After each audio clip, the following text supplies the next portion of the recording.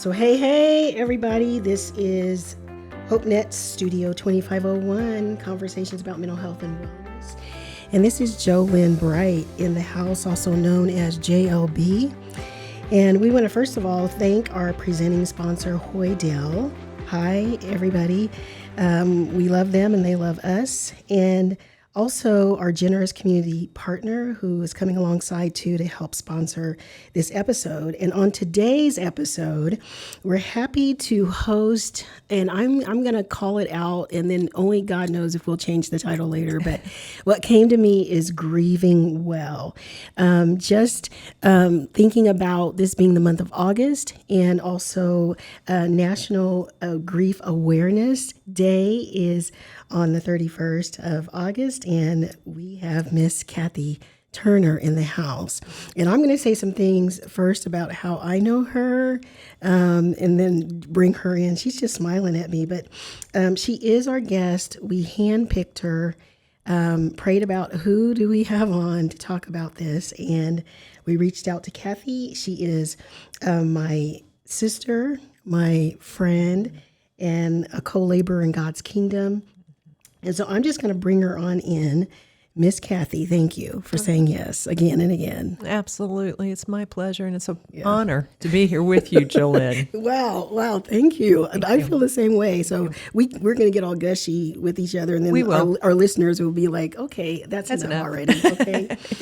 And I thought when I approached you with this, I said, I really want to hear Cathy's story about what was grief like before, during, and after, because I know some of your story, but I'm going to let you tell the audience, to share, who are you? I'll start with that. Let's start with who are you, because you wear a lot of hats and you're very competent, and I don't know, we're just really blessed to have you in the city too, here in Wichita, Wichita, Kansas. So start there, and then we'll just go where this leads us. I have been here in Wichita since 91. Dennis and my husband came into town, and we were high school sweethearts, and we were farm kids from Missouri, and we didn't have any intention of anything changing, and the Lord had different plans. Mm-hmm. And so we walked the journey of trying to figure out what this meant to follow the Lord, what it meant to go into ministry. Probably part of it was kicking and screaming. How old were you guys? We were 19 and 20 when we got married, and we were about 24 and 25 when we finally said yes to God. Mm-hmm. So that took us on, of course, the journey of preparation for ministry, to school, and then came here to Wichita, where Dennis was on staff at Central Community on the west side of town. But we had experienced enough time in church plants, and we knew that was probably going to be part of our future. Mm-hmm. Didn't know when, where, or how. And the Lord just revealed and kept confirming that He had called us to Wichita. And so about a year and a half later, we ended up on the east side of town, started East Side Community Church, which then became, because of an amazing name change, Christ Church. Yes, and it was hard for me to say that, but now that's all I call it. Because East Side was good to say, Right. It was there was a lot of story behind that. That could be for another time, but God has always been faithful, and yet at the same time, there's been a lot of heartache along the way, even in ministry. We have 2 children. Our son and his wife have 6 babies. Only 6? Only 6. Wow. And then our daughter and her husband, they have 4. So I am the proud grandmother of 10 grandbabies. 10. I had 2 kids, but we jokingly say that Dennis and I learned how to do addition, but our kids learned to multiply. So, and that's a blessing. It's a true blessing to have them in my life. I love that, and I've not seen them. I've not known them up close, but I've seen them at a distance, and they're all just beautiful, like your little babies. They are. Yeah, they're gorgeous kids. Yeah. And when you said that you and Dennis went away to school, it wasn't like you went somewhere in Missouri. No, we went to Florida to school. We had never, like I said, farm kids, you kind of stick close to the ground, right? You stick close to the family farm. And so we had never lived anyplace else. We had never gone to school outside of our location, our current area there in Missouri. And we went to Central Florida and went to school. And it was a journey. It was tough, and that was I won't say maybe it's the first time, but it is a time that I experienced grief, and I probably didn't realize what it was. I didn't realize that there are such varying levels and aspects of grief. Right, not just the loss of a person. Right. It's not just a funeral. Yeah. There's losses of locations and family and moving and everything from losing your favorite doctor that you go to and having to reestablish that to Your health, grocery stores. I don't know, any number of things, the way of life, the way you knew it, the way you thought it would be, and finding out it's not going to be that way. Wow. You took me back. Like, this is not my podcast. I may owe you money when this is over, but you just took me back, that the loss of things. I remember when Galen and I got married, and you know Galen. Sure. And I felt like I changed everything. Like everything in my life was changing, and the way I went to work, the way I drove home, my grocery store, my neighborhood, all of that. And I think 6 months into our marriage, I said, "Can we just stop just for a minute?" Yeah. And the thing is, like, it's interesting that you said I didn't know what that was, but was I grieving in the transition? Was I missing? I loved apartment living. I lived in my apartment for 11 years. Yeah. Okay. Hello. Right. Hello. Don't tell anybody. Okay. Anyway, but thanks for bringing that up and say how different it can be, like loss of a job, your health, location, all of that. Yes, absolutely. I remember you talking about getting married. We got married really young. I tell everybody, I don't know a day without Dennis in my life, because we started dating when we were 14. And so, I really don't know what singleness looks like. And I remember I would have to go by my family farm on the way back and forth from school. Yeah. And to go home after we got married. And I remember being sad that I had to go home and I couldn't just stop in and get dinner at Mom's. Ooh. It was just the simplest of things. And again, didn't recognize it as that. And what's interesting when you say that, because I thought about growth, because the thing is that we did want to be married. Right. You say Absolutely. we did want to be with this person. Yeah. But the thing is that sometimes there's some grief involved in growth. Yeah. There's a letting go of something in order to grab hold of something else. Are you getting ready to preach right now? Maybe. Take your text, girl. Maybe. There's some friends of ours, and we use the analogy about the trapeze bar. Yes. And I was just talking to the Lord about that this week. I said, Lord, I feel like the trapeze bar is swinging towards me, and I want to grab a hold of it, but it means that I have to let go of what is behind, let go of that bar, and swing to the next one. And the thing is, I won't know unless I go. What he has before us. And so thanks for bringing that up of letting go.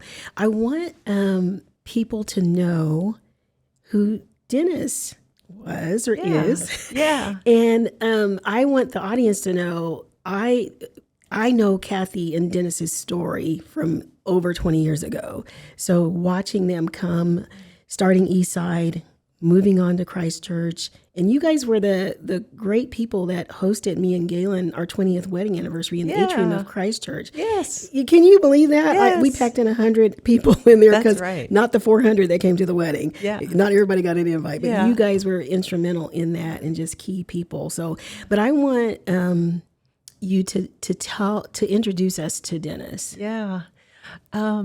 He was an entrepreneur at heart. and probably, if you could call it this, maybe even now, a spiritual entrepreneur. And what I mean, love that. yeah, what I mean by that was, he had a saying. He goes, "I'm just learning to build the airplane while I fly it."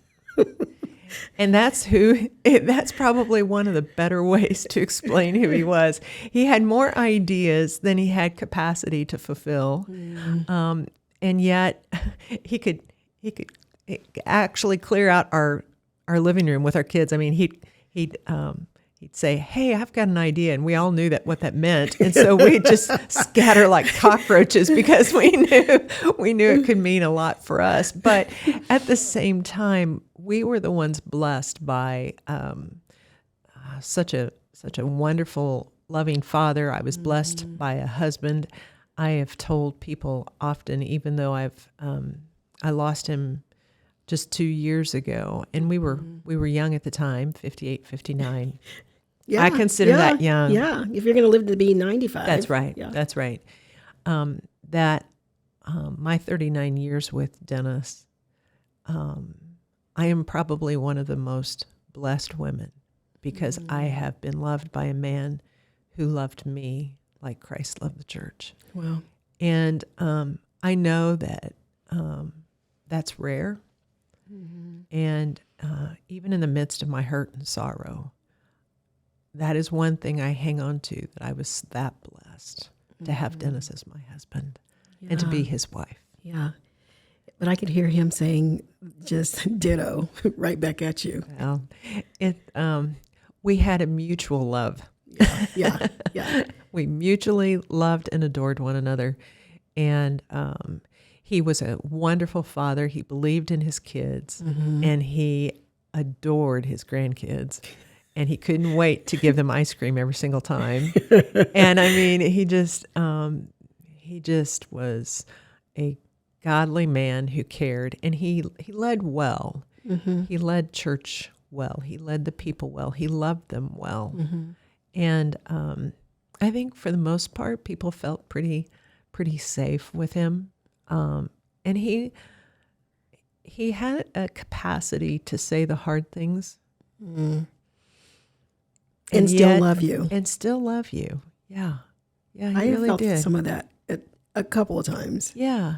Because he just was a truth teller too. He was. Yeah. He was. Hardworking, almost to a fault. A craftsman. He loved putting his hands to wood and all things beautiful like that. Adventurous. We got to do a lot of traveling together. And he was absolutely, he adored pastors. And he longed for the opportunity to just bless. He really longed to be generous and to give as often and as much as he could. That's special. Yeah. That you would even bring that up right there. I love that. Yeah. I just as I was getting ready this morning, and I knew you'd be the first up, and I just said, Lord, I just feel like it's like holy ground or sacred ground to even be talking about your story. I mean, your story is your story. It's not everybody else's story, but and that's all we want it to be. Right. We're not trying to fix anything or anything like that. We are speaking into this in a way to be helpful, but also to make it real and just having a conversation. Sure. And I just remember, I want you to tell the story, the before, during, and after the loss. So even how you want to unpack the story of losing Dennis. Yeah. Well, COVID hit a lot of people, and it came to visit our home and our family. We'd gotten through, I think, probably a major portion of COVID without, being unscathed. And so we had a lot of things that we were looking forward to. We had processed COVID as a church. We had processed how to navigate this for the church and continue on. like every church was doing. It was a lot. It was a lot, and it was a lot on the pastoral staff, both at Christ Church, but across the city and around the world. Mm-hmm. It was really affecting a lot of people. And we were and are. I am a very healthy person. Mm-hmm. Very. We have no issues medically. Mm-hmm. And really didn't foresee this coming. We had been on some trips. We had gone to Colorado just a couple of weeks prior to, Wow. Mm-hmm. and enjoyed some time there. Came home, and he was diagnosed with COVID on July 25th. 2021. And he started getting sicker and having some struggles with it. Went into the hospital on the 25th. And that's probably alarming, just being well and to say, I'm getting ready to go to the hospital. That's right. He had never been in the hospital. Mm-hmm. Never been. Wow. And so he went in, and there was a lot that we didn't know. I had COVID as well at the same time. Mm-hmm. So it meant for quite a few of those days we couldn't be together other than through seeing each other on FaceTime. So you couldn't even go to the hospital. I remember that. Yeah. And finally, he'd been in there. He'd been in just a basic normal room. And I think it was around August 5th, somewhere around in there, I was released to be able to come in. Mm-hmm. So I spent a lot of time with him, and he was, fighting hard. Yeah. And August 7th was our anniversary, and this is the kind of guy he was. I came in on August 7th, and he said, "Look in that cabinet." And I looked in there, and he had one of the nurses buy roses for me for our anniversary. That gives me the chills. Yeah. And so we had our anniversary, and I thought, I would try and bring in a nice meal, and we'd have a nice meal. Mm-hmm. And bless his heart, he was struggling enough at that point. He was just exhausted. Mm-hmm. And I was with him that night. I just sensed that there were things happening, and I needed to be with him. Mm-hmm. And early the next morning, he was tanking pretty quickly. They took him to ICU. He was intubated. Mm-hmm. And from there, he coded, mm-hmm. and they got him back, put him on life support, even more than just the intubation. Mm-hmm. And he lasted for another 4 weeks. Wow. And, in that time, you're hanging on to faith. You're believing mm-hmm. for what God can do. You know him to be the great physician. You trust that. Yeah. You're longing for that. Everything within you is absolutely doing all you know to do to pray and believe for a miracle. Yeah, in life. Yeah. Yeah. And I remember watching, the nurses and the doctors. They were doing their very best. They didn't know what to do with COVID, mm-hmm. but they were doing their very best. And eventually, you begin to watch, because of the trauma that they have seen time and time again around COVID, mm-hmm. they're beginning to disconnect from you as a person, and it becomes clinical. Mm-hmm. And it's understandable. That's where they have to be to survive. Absolutely. But I remember thinking, God, if you're going to take Dennis, mm-hmm. take him. Don't make me have to decide to turn off. Okay. All of the life support. And unfortunately, I didn't get the answer to my request of the Lord. We were brought in as a family, mm-hmm. and we had to make that decision. Mm-hmm. And we had made the decision to put him on life support because the hope was that his lungs could recover. Mm-hmm. The doctors told us this wouldn't be a fast recovery, to think of this more of it as a marathon and a process. But after about a month, they recognized that there wasn't anything more that they could do. Yeah. And we could leave him on life support, but that's not of the Lord. In our situation, it wasn't right. And so we continued on. We knew that once we took him off of life support, the final healing, whether on this earth or going to heaven, would be up to the Lord. Yeah. And about 14 hours later, he passed away. And it sent ripples throughout the city. It did. It did. And it was a challenging place. I mean, knowing how to navigate this in faith, longing for people of faith to join us, to not speak death, hopelessness. You know, wanting the congregation and the people to stand in faith, and yet how to bring them in. It was a very difficult time to navigate as a church, as a family. It was incredibly complex. But I know that Dennis often said, even when he was in the hospital for the 2 weeks prior to ICU, he said, "You've got to let the church know how I'm doing. Yeah. You've got to let them know. Don't keep them in hiding." And I think, I'm not sure I did a great job of that, but there was grace for me too in that. And I think people understood. Yeah. And the thing is, just to remind our listeners that at this time, he's the senior lead pastor at Christ Church. Right. And the thing is, when we last saw Dennis, it was great and he's healthy and not knowing sickness, to then say, "Oh, and Lord, what we see you doing in the city, and what we see you doing in his life, and what doing through his life." And you know what I'm saying? Yeah. It's like, I think we want to pick and choose when it's over, Right. For people.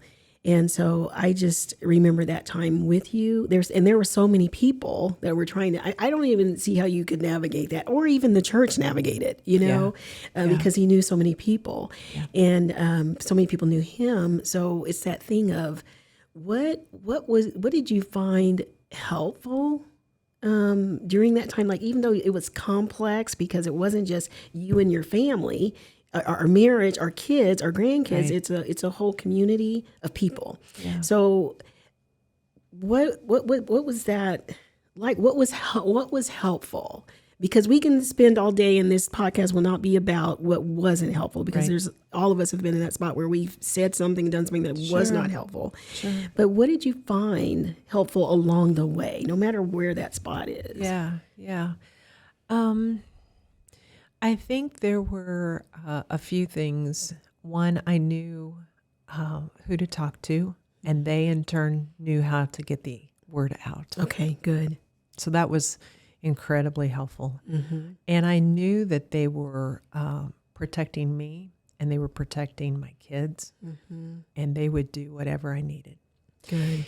The other thing that was incredibly helpful in that time frame was the fact that while I was also battling COVID, it wasn't near to the extent of what Dennis had, but I was also weak. And so I had people actually coming and staying with me. Okay. They took turns. They spent the night. They took me to the hospital. They dropped me off. They picked me up. They brought the food. They were doing what they could, and it was a ton. It was a ton. Because it's really, it looks like almost you're in a spot of long suffering. Yes. Because it could have been in the hospital for a week or two, but no, a long period of time. So these people are committed to walk it out with you in this thing called long suffering. That's right. He was in the hospital for a total of 6 weeks. And so they were right there. One beautiful story is that we had a couple that were both nurses that attended Christ Church. And I could always call them when I couldn't be there. And I knew that they would understand. They were there, and such a blessing. I think the other thing that was always helpful was to hear from people, but yet when they would say, "You don't need to respond. I just want you to know." I just want you to know. Yeah. Yeah. And I think we all think we have to respond to everything. But I was overwhelmed by all of that. There was no capacity. I had no capacity for it. Yeah. So that was a beautiful thing, to receive those kind of places. And I think the other thing along the way, even since then, has been the friends who remain connected. Both couples or just women who remain connected and don't have expectation of me being at a certain place in my grief journey, but can just receive me where I am. Yeah. And they don't feel like they have to change my mind about stuff. They can let me get mad. They can let me cry. They can let me laugh. And it's okay to just be right where I am. And there have been many, many times in the course of my time where right afterwards, I was angry. I wasn't losing my salvation, but I was mad. At God. Because there were so many times I was going, I can't do this. And I thought you were good. This put into question in my heart and my mind, is God really good? Yeah. How can this be good? I don't see any goodness in anything that can come out of this. And what doesn't help is the platitudes of God works together for all things, for good, and in all things for good. And I'm going, for those who love him. And I'm going, well, that doesn't feel good right now. Yeah. And so I was really, really angry, and I was really hurt by God's no. And I felt like I got a lot of them. Like his no to heal him, no to turn things around. Right. Yeah. Right. And even the no to say, Cathy, you're going to have to make the call to turn off these machines. You're going to have to sign the paper. And I thought I was going to absolutely lose it that day when I signed the paper. And you just get angry. I'm going, if you're really that good, then maybe you're just not quite powerful enough as I thought you were. Or if you are powerful enough and you chose not to, what's that about? What's that about? You say you love me? You say you love my family? You say you love us?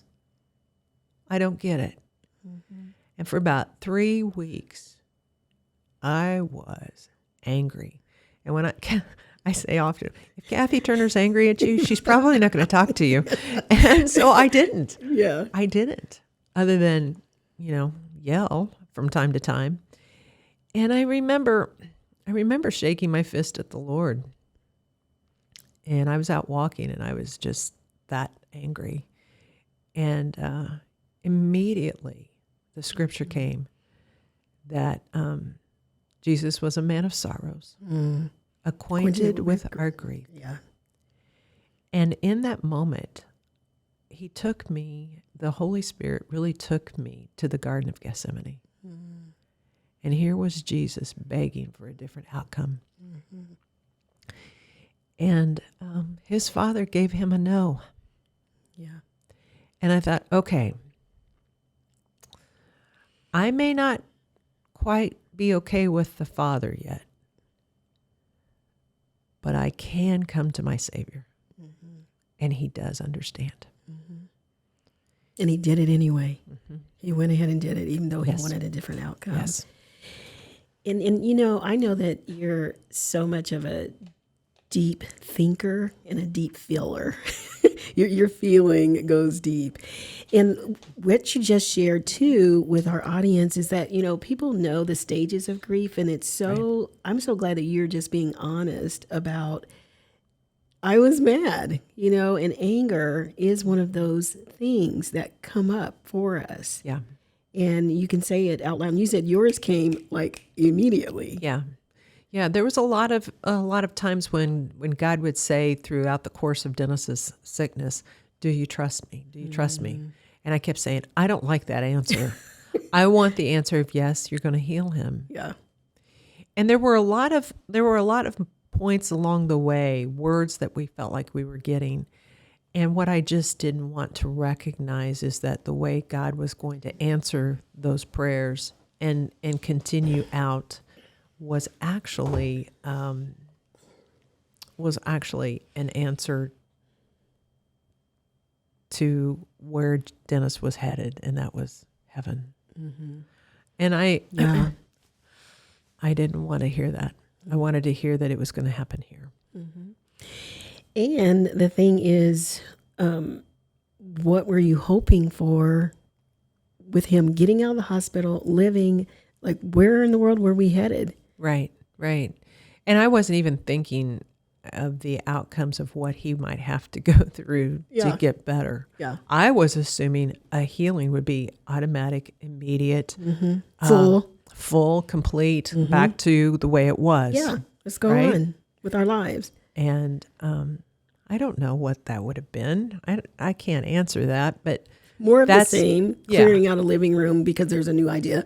Yeah, exactly. Exactly.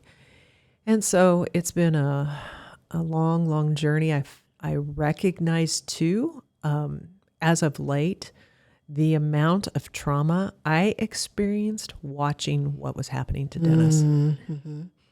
Say a little bit more about that. Well, when Dennis coded, and I was in the room when he coded, so was our daughter, and I remember feeling as if my heart had been absolutely been taken by an animal and just ripped into. And then just shortly after, I mean, maybe within minutes, I went numb. And I didn't understand what trauma does, one, to the body, to the emotions, to the mind.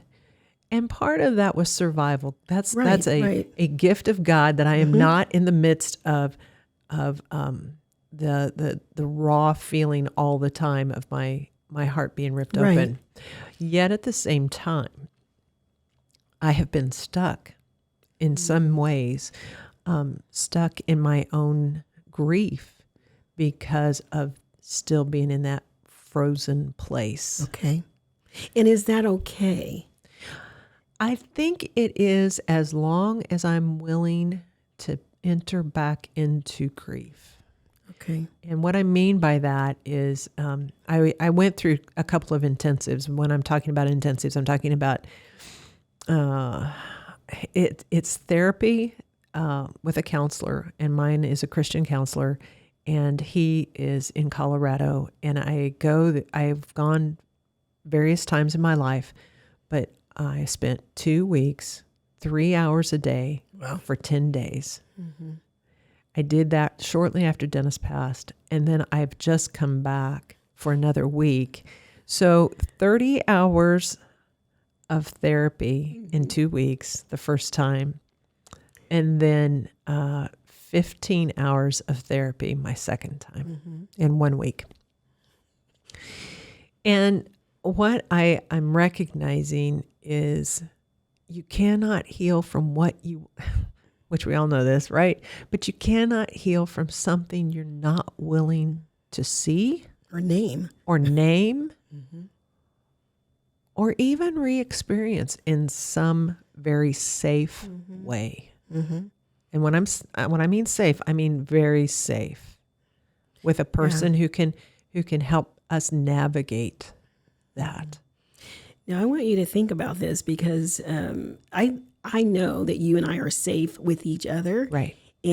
But we're talking to the world right now. Right. And so to be able to navigate that, or be willing to do that, to enter back into that. And I even knew today you telling the story again was another invitation for you to come back into that and to visit it. Yeah. And then see what's up with that today. Yeah.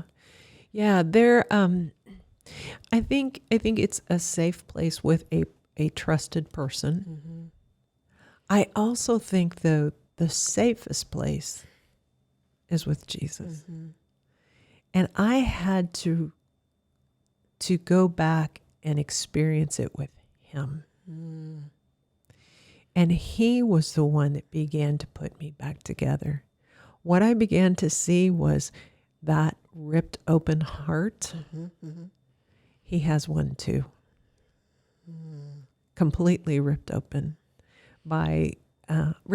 because of his love for his creation, because of his love for the ones that he has created and loved all of this time.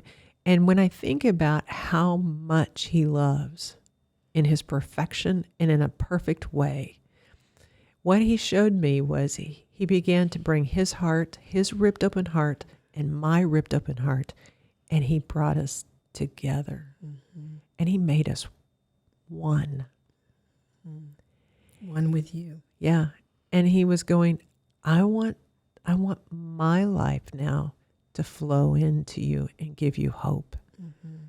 And I am not negating, I am not pretending, I am not acting as if I don't miss Dennis, because I'm missing every day. Every minute. Every minute. All of my life, I worked beside him, whether it was on the farm or whether it was at the church. And I continue on there in my same capacity as a associate pastor there at the church, which I'm deeply thankful for a team of people who would say yes to me. Right. But and not kick the widow to the curb. That's right. Okay. I am so thankful. They have been so kind to me, and in my fears, because I was afraid of that. I was afraid of being kicked to the curb. I was afraid of a lot of different things. But in that time, the Lord just began to become one with me. And that has become my hope, my steady place, my safe place, where I can still go ahead and cry. I can still go ahead and grieve. I can still have all of that, and I can have hope. Right. It is coming back to life.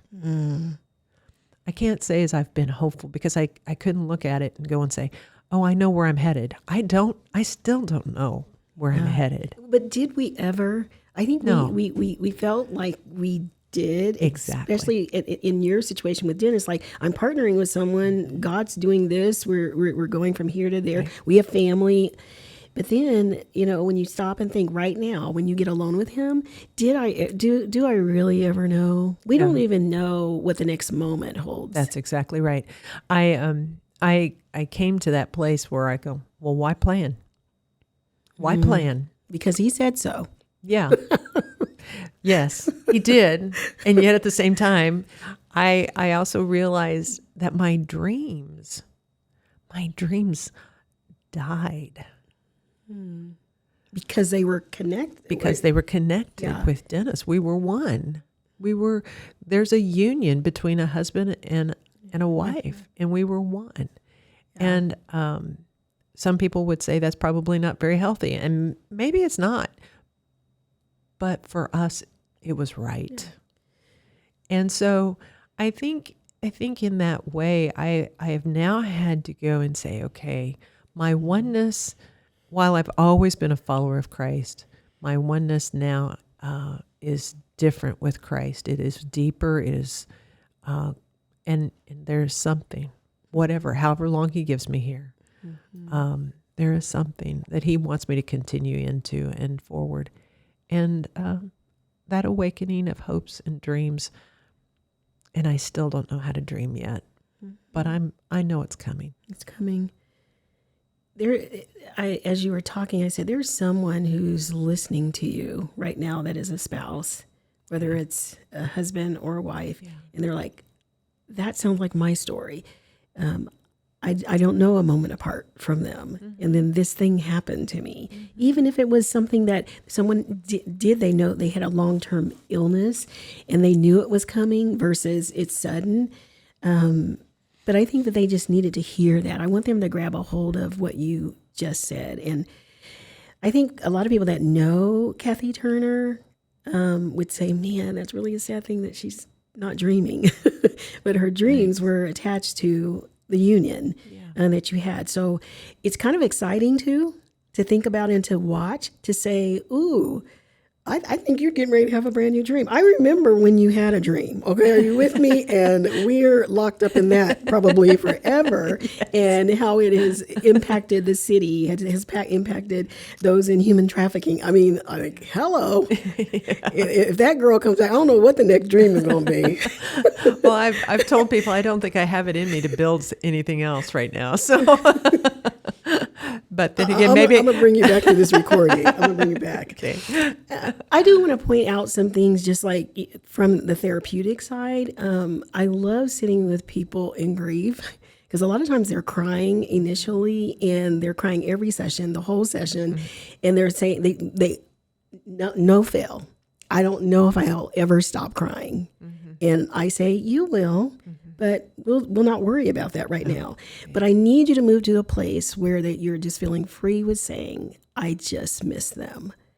Or I just miss it. And it's okay to even miss those things that we talked about, okay? Before not just having the funeral. Yeah. But in this spot where you are, it's okay for Cathy to say, I just miss Dennis.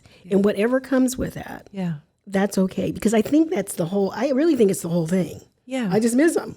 Absolutely. And so those are natural. And so the thing is becoming angry. That's, you know what? I said, I'm glad that you were angry because it means that you're normal, what we consider normal in this world.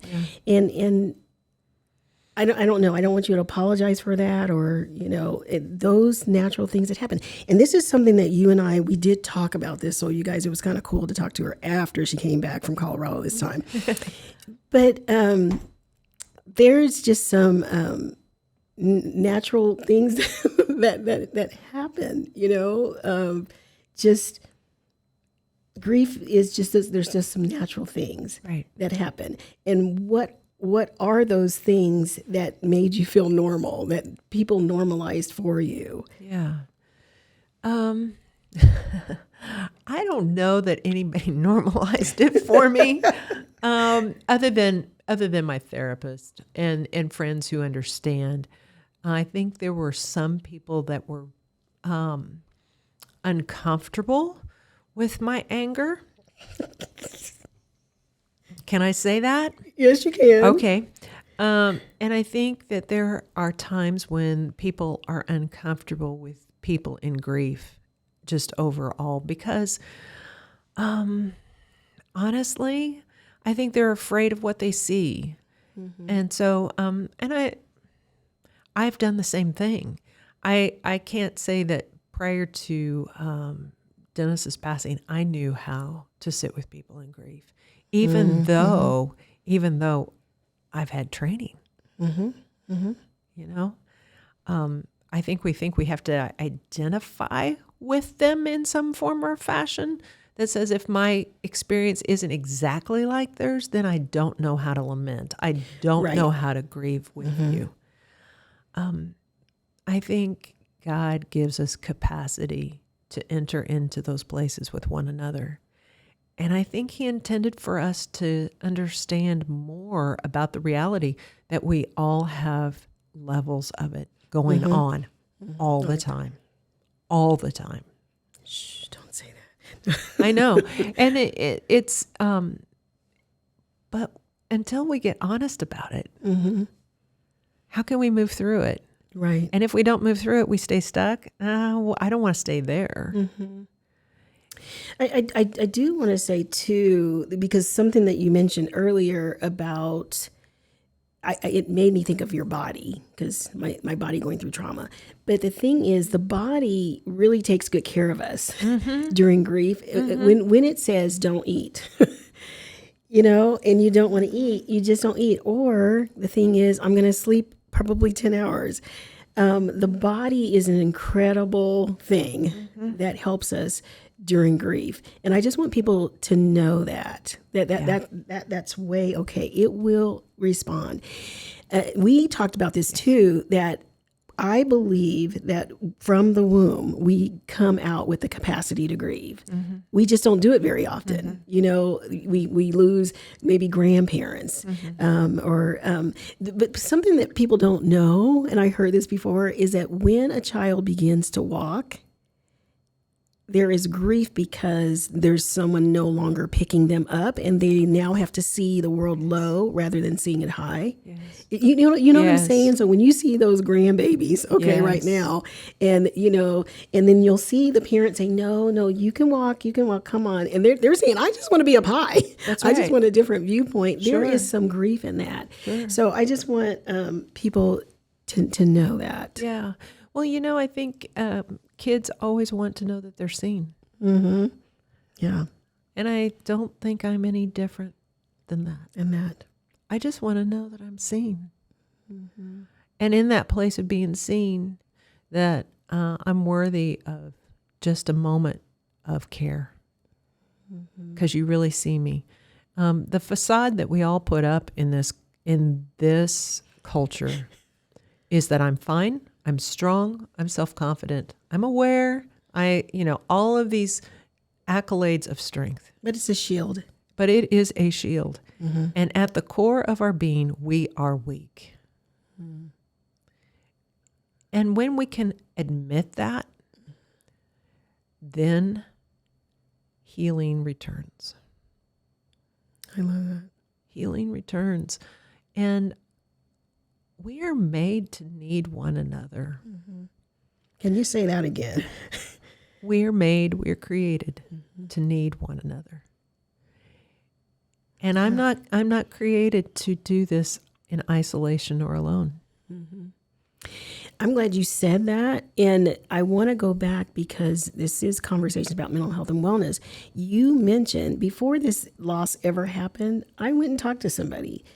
Can you just, I want you to do a couple of things. I want you to talk about what freed me up, especially as a person of faith, to say, I'm going to go and talk to somebody, whether that's to get help or whatever. And then also, I just want you to just speak in to whatever I didn't ask you that you wish you could say that offers some hope if somebody's in this spot, or that this can be done well, and it is a process. So I'm gonna let you take that from there. Come back to the first question again. Okay, getting help. Yeah, getting help. How I got to that place, and making that it was okay. Well, desperation will make you do about anything. I was just desperate enough, I think. But the other side of it is, when we think about our own physical bodies, there's no way we're going to try and do heart surgery on ourselves. If our heart needs a corrective surgery, we can't do it. Right. When my heart, my spiritual and emotional heart needs corrective help, I can't do it by myself. I just can't. And we need to have that perspective. Now, trusted, mind you. I don't want anybody tinkering around in my headspace and in my heart that I don't trust. Yeah, because that is a relationship between the helper. It is. And the one being helped. Yeah. And then the other side of it is too, are you willing to lay down your pride in order to have it? Are you willing to do whatever it takes? Whatever it takes to walk through this. And I was. Mostly for myself, but there's been times when that wasn't even a value enough to me. My own being was not enough of a value for me to go and do this. I did it for my kids. And because I just didn't want them to have certain things in their life because of me being an unhealthy person. Okay. And so, I think it's I don't think it's as much a weakness as much as it is probably one of the most courageous things you can do for yourself. Yeah. And so I think it's a gift when you find that person that you can process this with. What about that hope? That hope. You're going to give somebody some hope. Yeah.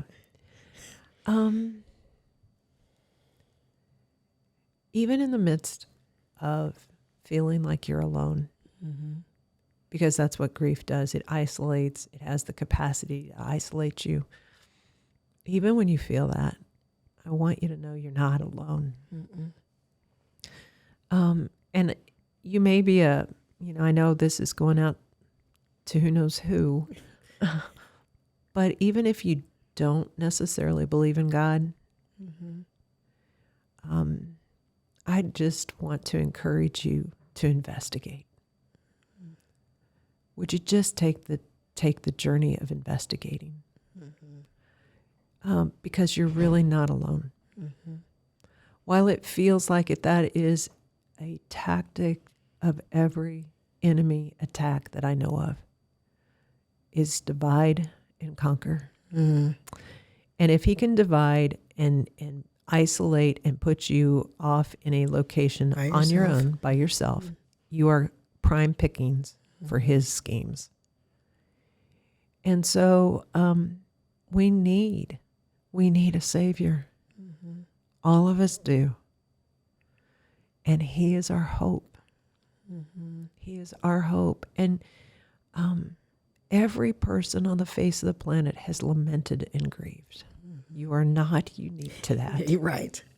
It's the human experience. It is the human experience. And we try to cover it up in every way we can, and we try to anesthetize it with every kind of form of addiction that we can. And I understand it because it hurts. It just out hurts. And we want the pain to go away. We just want it to go away. Yeah.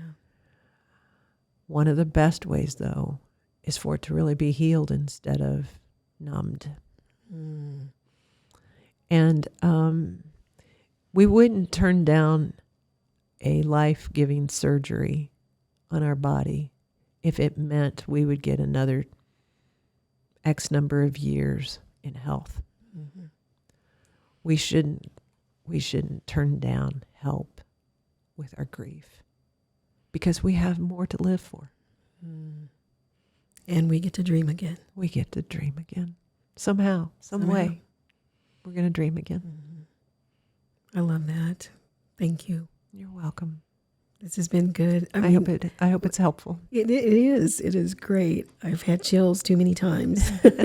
No, maybe not too many, but a lot of times in here. And I just thank you. I just once again just feel privileged to be able to sit with you. Thank you, friend. Yeah, thank you. And we're going to say that's all. We're not going to let you hang out with us anymore right now. Even though we could talk, not you. I'm talking about those people that are listening to us. That we could go on and on forever. Yes, we could. And, maybe there'll be a part 2 sometime. We'll talk about. We'll figure out all the things we want to talk about. Remember, you said we wanted to be Thelma and Louise. Yes. Right after Dennis passed away, we were together, and I'm like, I don't know about that, because don't they drive off? That's right. They drive off the cliff. So anyway, whatever we're supposed to be doing together, God will make sure that happens. Yes. And this was one of those things. And we just want to thank you again and again. And we want to thank our sponsors, once again, Hoydale, and our community partners for coming alongside and sponsoring this episode. And we just pray that there's something, I always say this, I know that there is something that you are going to find beneficial, that something's going to be helpful, something's going to stick in your spirit to think about. Make sure you act on it. Make sure you do that. Grab a hold of hope that Cathy has offered to us today. And as I always end, I'm just going to say this. Bless you.